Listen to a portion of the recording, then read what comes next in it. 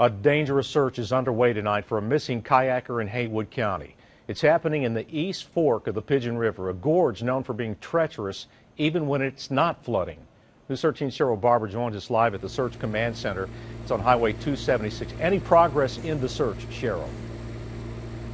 Well, right now we've just learned just a few minutes ago that rescue workers have found the kayak, the helmet, and the paddle of this missing kayaker, so they've narrowed the search area. That allows them to focus now on a much tighter area of the gorge. It's the steep cliffs and high water that are causing most of the trouble for searchers. Apparently these gentlemen decided that it would be a good idea for them to try to kayak this piece of the East Fork. Haywood County rescue workers and U.S. Forest Service rangers launch an all-out effort to find a missing kayaker in the most difficult stretches of the Pigeon River. The water was so high and their exposure in there to such rough area and high water, this gentleman capsized and that was the last we saw of the gentleman. Today, with the river still above flood stage, rescue workers and forest rangers watched for any signs of the lost kayaker from bridges downstream of the place where he capsized. Rescue workers say the missing kayaker was with a group of 7 boaters from the Lexington, Kentucky area. He was one of 4 that put their boats in the river. 13 Haywood County searchers are now working in that area where they can't walk the banks or even see the river in some stretches.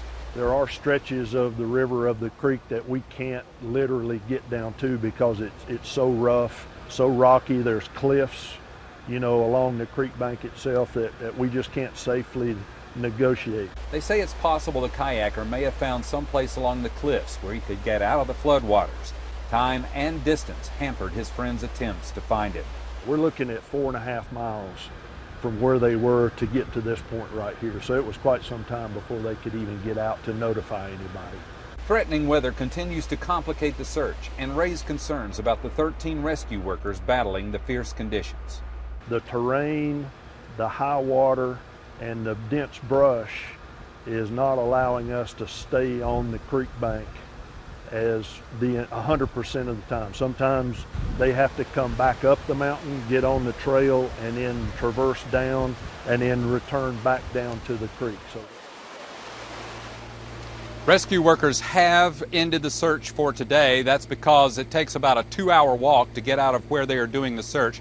Plus, we have now just received a few harsh weather warnings right here because of a front that is moving through, and they want those searchers out of there before that hits. They'll return tomorrow morning at 7:30 if the weather permits. So far, officials have not released the kayaker's name as they try to call all of his family members. We'll let you know about any developments here and how the weather is affecting this search.